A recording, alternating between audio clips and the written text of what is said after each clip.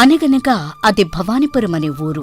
ఆ ఊరి చివర సాయంత్రం చీకటి పడుతున్న వేళ ఒక పక్క వర్షపు మబ్బులతో నిండి ఉన్న ఆకాశం, మరోవైపు ఒక ఎద్దుల బండివాడు అవతారం అనే వ్యక్తి ఇంటి ముందు నిలబడి లోపలికి వినపడేటట్టు ఇలా బిగ్గరగా అరుస్తాడు. అయ్యా, త్వరగా రండి అయ్యా, వర్షం పడేటట్టుందయ్యా. ఇంకా ఆలస్యమైతే మెరుపులకి ఎద్దులు భయపడతాయి. త్వరగా మిమ్మల్ని తీసుకెళ్లి పట్టణంలో వదిలేస్తాను అని అనడంతో ఇంటి లోపల ఉన్న అవతారం తన భార్య కామాక్షిని తొందర పెడుతూ ఇలా అంటాడు. ఓసై కామాక్షి, త్వరగా రావే, ఆ బండి వాడు వచ్చేశాడు. ఎక్కడికైనా వెళ్దామని ప్రయాణం పెట్టుకుంటే నువ్వు ఒక పట్టాన సిద్ధం కావు కదా. ఇక ముస్తాబైంది చాలు, త్వరగా బయలుదేరు అని అనడంతో అద్దం ముందు నిలబడి ఉన్న కామాక్షమ్మ, ఏమిటండి ఇది? నేనింకా పూర్తిగా సిద్ధం కాకముందే ఆ బండివాణ్ణి ఎందుకు పిలిచారు? మీకెందుకంత తొందర? కొంచెం ఆగండి. అయినా ఇప్పుడంత అకస్మాత్తుగా పట్టణానికి ప్రయాణం ఎందుకు పెట్టినట్టో? ఓ అదే, మరేం లేదు. నా స్నేహితుడు సింగయ్య కూతురు పెళ్లి పెట్టుకున్నాడు కదా, మనల్ని రమ్మని చెప్పాడు కదా. అవునవును, కానీ దానికి పట్నం వెళ్లడం ఎందుకు? వాళ్ళుండేది మన ఊళ్ళోనే కదా. ఇక్కడే ఉంటే వాడి పెళ్లికెళ్ళి చదివింపులు గట్రా చేయాల్సొస్తుంది. అదో పెద్ద ఖర్చు మనకి. దానికన్నా మనం ఆ పెళ్లి రోజున ఇక్కడ ఉండకుండా ఊరెళ్ళిపోయి అదే డబ్బులతో అక్కడ మనం ఏదైనా కొనుక్కున్నామనుకో, ఆ డబ్బులు మనకే మిగులుతాయని ఆ పెళ్లి నుండి తప్పించుకోవడానికి ఈ ఆకస్మిక ప్రయాణం. ఆ మాటలు విన్న కామాక్షమ్మకు ఆశ్చర్యం వేస్తుంది. భర్త పిసినారితనానికి తనలో తాను నవ్వుకుంటూ ఇలా అంటుంది. అయ్యో రామా, మీరలా అంటారేమిటండి? మీకు గుర్తుందా? ఆ సింగయ్య మన పెళ్లికి వెండి పళ్ళం చదివించాడు.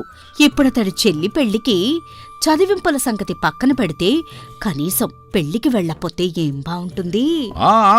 ఆ మాత్రం నాకు తెలీదంటావా ఏంటి? అయినా నువ్వేమో ప్రతిదానికి ఇంత సాగదీస్తావు. నేను వాడికేదో ఒకటి చెప్పుకుంటానులే గాని నువ్వు కాస్త మౌనంగా ఉంటే చాలు. సరే సరే, మీ ఇష్టం. అయినా కందకి లేని దొరద కత్తిపెట్టకెందుకని మీ స్నేహితుడు మీ ఇష్టం. కాని ఒకవేళ రేపాయనకి నిజం తెలిస్తే మీ మీద అసహ్యం కలుగుతుంది సుమండి. అంత లేదులే. నిజం తెలిస్తే కాసేపు నన్ను చూసి నవ్వుకుంటాడంతే. ఎందుకంటే వాడొక మొద్దు స్వరూపం. ఇక నువ్వు ఇవన్నీ పక్కన పెడితే మనం బయలుదేరొచ్చు త్వరగా. అంతేలేండి, మీరేదైనా చెబుతారు. ఇకిప్పుడు నిజంగా మనం పట్నానికి వెళుతున్నామంటే నేను నమ్మలేకపోతున్నాను. ఓసి పిచ్చి మొకవా, మన పెళ్లి రోజు సందర్భంగా కొత్త బట్టలు కొనుక్కుని పట్నంలో సరదాగా గడుపుదామనుకున్నాను, అంతే అని వాళ్ళిద్దరూ మాట్లాడుకుంటూ ఉండగా అప్పటికే చాలాసేపటి నుండి ఇంటి బయట నిరీక్షిస్తున్న ఆ ఎద్దుల బండివాడు ఇలా పిలుస్తాడు. అయ్యా, త్వరగా రండి అయ్యా, ఇక బయలుదేరదాం, ఇప్పటికే ఆలస్యమైపోయింది అని అనడంతో వాళ్ళిద్దరూ చివరికి ప్రయాణానికి సిద్ధమవుతారు. అలా వాళ్లు ఒక అరగంట ప్రయాణం చేసిన తర్వాత అప్పటికే చీకటి పడిపోవడంతో ఆకాశం నుంచి గాలివాన మొదలవుతుంది. బండి మామూలుగా కాదు, వంపులో ఊగుతూ ముందుకు నడుస్తూ ఉంటుంది. అయ్య బాబోయ్, ఈ వాన ఈ రోజు రావాలా? అసలే సమస్య ఇక్కడిగా ఉంది, పైగా దారి నిండా గొంతులు. చాలా జాగ్రత్తగా వెళ్ళాలి బాబు అని అంటాడు బండివాడు. అప్పటికే చినుకులు మొదలవడంతో చలితో వణికిపోతున్న కామాక్షి ఇలా అంటుంది. ఏమండి, ఈరోజు మనం సరి అయిన సమయంలో బయలుదేరినట్టు లేము. మనం ఇంట్లోనే ఉండాల్సింది. ఈ వాన చూస్తుంటే నాకెందుకో భయంగా ఉంది. ఇందులో భయం ఏముందో? నువ్వు చక్కగా బండిలో కూర్చుని ఉన్నావు, కానీ ఆ ఎద్దుల పరిస్థితి చూడు పాపం, ఎంత కష్టపడుతున్నాయో. అవే మనల్ని గమ్యం చేరుస్తాయి, నువ్వేం భయపడకు అని అంటాడు అవతారం. అయితే ఇంతలో ఆ బండి ఒక్కసారిగా ఒక పెద్ద గుంతలో పడిపోతుంది. అయ్యో, బండి అదుపు తప్పి గుంతలో పడిపోయింది, మీరు దిగబాకండయ్యా, నేను ఇప్పుడే చూస్తాను అని ఆ బండివాడు కిందకి దిగి చూస్తాడు. చూస్తే అక్కడ ఒక ఎద్దుకి కాలు మడతపడి ఉంటుంది.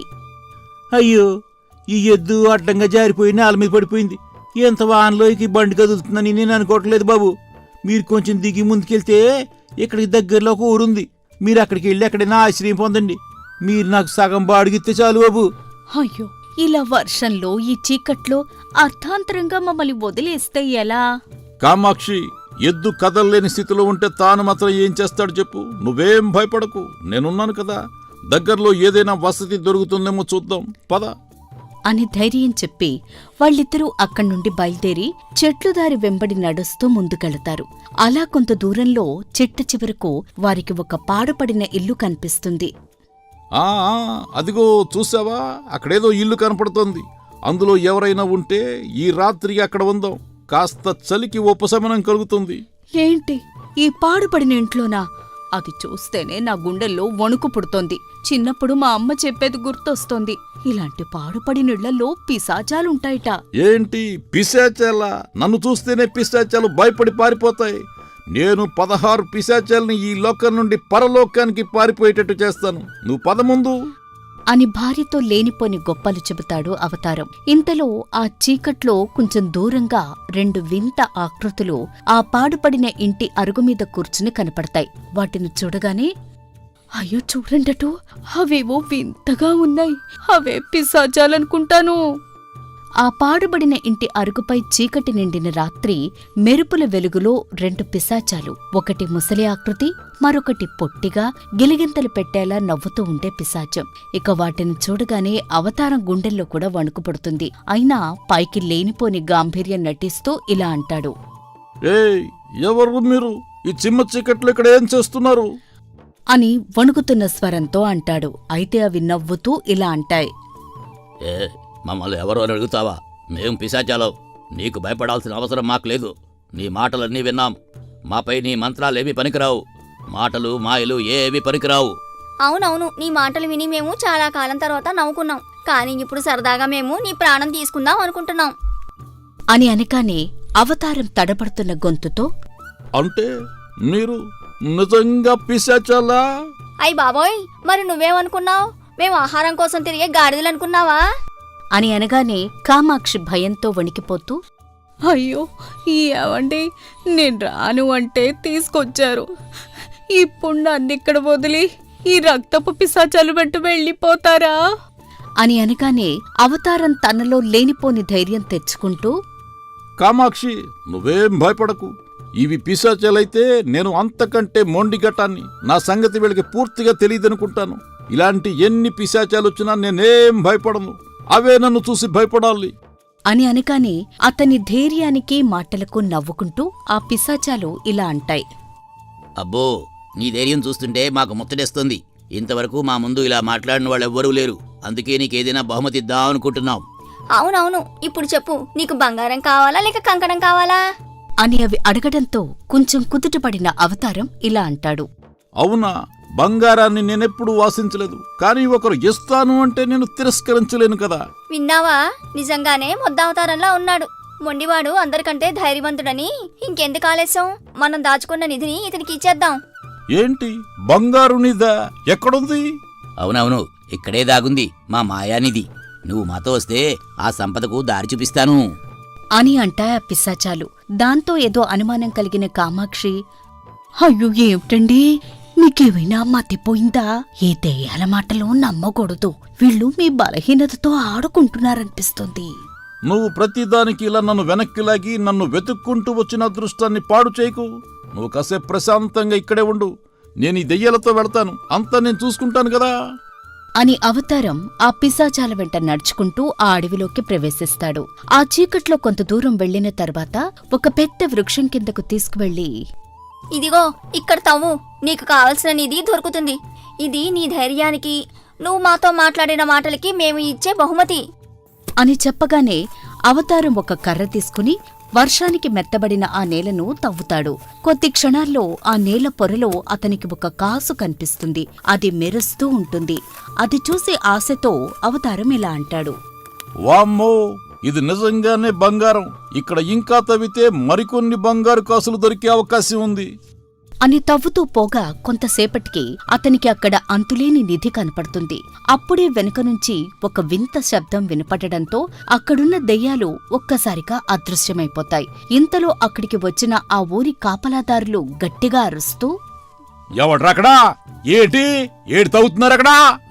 అవతారం అటు తిరిగి చూడగా ఆ చీకట్లో దూరంగా 5-6 మనుషులు అతని వైపు వస్తూ, అయ్ బాబోయ్, ఇది మన ఊళ్ళో ఉన్న పాత సమాధి గుట్ట కదా. ఈడెవడ్రా ఇంత రాత్రిపూట ఇక్కడ తవ్వుతున్నాడు? ఈ సిగ్గులేని పని ఎవడన్నా చేస్తాడా? ఈడెవడ దొంగలా ఉన్నాడ్రా? ఆ మాటలు విని భయపడిపోయిన అవతారం, అయ్యో అయ్యో అయ్యో, మీరు పొరపడుతున్నారు. నేను దొంగను కాదు. ఆ పిశాచాలొచ్చి నాకిక్కడ బంగారం చూపించేయి అని వెనక్కి తిరిగి చూడగా అక్కడ ఆ 2 పిశాచాలు కనిపించవు. పైగా కింద చూస్తే ఆ బంగారం ఉండాల్సిన స్థానంలో ఎముకలుంటాయి. అది చూసి, అయ్యో అయ్యో అయ్యో, ఇక్కడ ఉండాల్సిన ఈ పిశాచాలు ఏమైపోయాయి? బంగారం ఏమైపోయింది?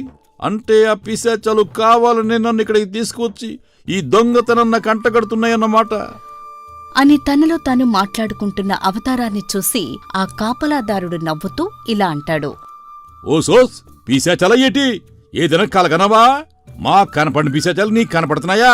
పదా ఎళ్ళి గ్రామాధికారి చెప్పు నీ కదా, ఆయనే నీకు సరైన శిక్ష దిస్తాడు అని అతన్ని పట్టుకుని బంధించి గ్రామాధికారి ముందు నిలబెడతారు. ఇంతలో ఈ సంగతి తెలుసుకుని అక్కడికొచ్చిన కామాక్షి కన్నీళ్లతో ఆ ఘటనను చూస్తుంది. ఏమయ్యా, నువ్వు చేసిందేంటో నీకు తెలుస్తుందా? నువ్వు చెప్పినట్టు ఈ ఊళ్ళో పిశాచాలు వస్తే మా ఊళ్ళో అందరికీ పిచ్చి పట్టిందని అనుకుంటారు. అసలెందుకు చేసావు ఈ పని చెప్పు అని అడుగుతాడు. అవతారం ఏం చెప్పాలో తెలియక మౌనంగా ఉండిపోతాడు. దాంతో కామాక్షి ముందుకొచ్చి, అయ్యా, నేను నిజం చెప్తాను. ఆయన నిజంగానే ఆ పిశాచాల్ని చూశారు. ఆ సమయంలో నేను కూడా ఆయనతో పాటే అక్కడే ఉన్నాను. అవే నిధిని చూపిస్తాయని ఆ అడవిలోకి తీసుకెళ్ళాయి. ఇందులో ఆయన తప్పేమీ లేదు. ఈ ఒక్కసారికి ఆయన్ని క్షమించి వదిలిపెట్టండయ్యా అని గ్రామాధికారిని వేడుకోవడంతో ఆమె మాటలు నమ్మిన ఆ గ్రామాధికారి అతన్ని మందలిస్తూ ఇలా అంటాడు. చూడయ్యా, నువ్వు తెలివైనవాడు అయ్యుండొచ్చు, కాని అహంకారము అవగాహన లేకుండా ఏ పని చేసినా దానికి ఫలితం ఇదిగో ఇలాగే ఉంటుంది. అవి భయపెట్టే పిశాచాలు కాదు, గడసరి పిశాచాలు. నిన్ను కావాలని అవి అక్కడికి తీసుకువెళ్ళి లేని బంగారంపై నీకు ఆశ పుట్టించి నిన్ను దొంగతనం నేరంలో ఇరికించాలని చూసే. ఇక నీ భార్య చెప్పింది కాబట్టి నిన్ను క్షమించి వదిలేస్తున్నాను. ఇక ఎప్పుడూ ఇలాంటి అత్యాశకు పోయి పిశాచాల మాటలు నమ్మి సమాధులు తవ్వకు అని చెప్పడంతో అత్యాశకు పోయి భార్య మాట విననందుకు అవతారం పశ్చాత్తాపపడి ఇలా అంటాడు. అయ్యా, ఇంకెప్పుడు నేను ఇలా చేయను. ఇది నా జీవితానికి ఒక గుణపాఠం లాంటిది. ఇకపై మాయ మాటలు నమ్మి మోసపోను. అత్యాశకు పోయి ఆపదలు కొని తెచ్చుకోను. అనవసరంగా లేనిపోని ప్రగల్భాలు పోయి ఇలా ఎదుటి వారికి చులకన కాను. ఇక నుండి నిజమైన జీవిత మార్గాన్ని ఎంచుకుంటాను. అంతేనయ్యా అని అనుకుంటూ ఒక్కసారిగా తుళ్లిపడి నిద్రలో నుండి మేల్కొంటాడు. అలా అప్పటి వరకు కలగని నిద్రలేచిన అవతారం ఒక్కసారి పక్కన ఉన్న భార్య వైపు చూస్తాడు. దాంతో అప్పటి వరకు జరిగింది ఒక కల అని తెలుసుకుని ఆమెను పట్టుకుని నవ్వుతాడు. ఆమెను చూసి ఇలా అంటాడు. నువ్వే నా అసలైన బంగారం కామాక్షి. నువ్వు నా పక్కన ఉండగా ఏ పిశాచము నన్నేవీ చేయలేదు. నువ్వు కోరినట్టు రేపుదయం లేవగానే మా స్నేహితుడింట పెళ్లికి వెళదాం. అలాగే నీకు కావలసిన బంగారు గాజులు కొని పెడతాను అని మాట్లాడుతున్న భర్తని చూసి నిద్రలేచిన కామాక్షి భర్తను ఆశ్చర్యంగా చూస్తూ, ఏమైందండి? ఎందుకు మీలో మీరే మాట్లాడుకుంటున్నారు? ఏం లేదు. నాకు ఈ రోజు ఒక మంచి కల వచ్చింది. ఆ కలలో నువ్వు వచ్చావు. అది తలుచుకుని నవ్వుకుంటున్నాను. పడుకో, పొద్దున్నే లేచి పెళ్లికి వెళ్ళాలి మనం అని చెప్తాడు అవతారం. జీవితం విలువ, కుటుంబం విలువ తెలుసుకున్న అవతారం ప్రశాంతంగా నిద్రలోకి జారుకుంటాడు.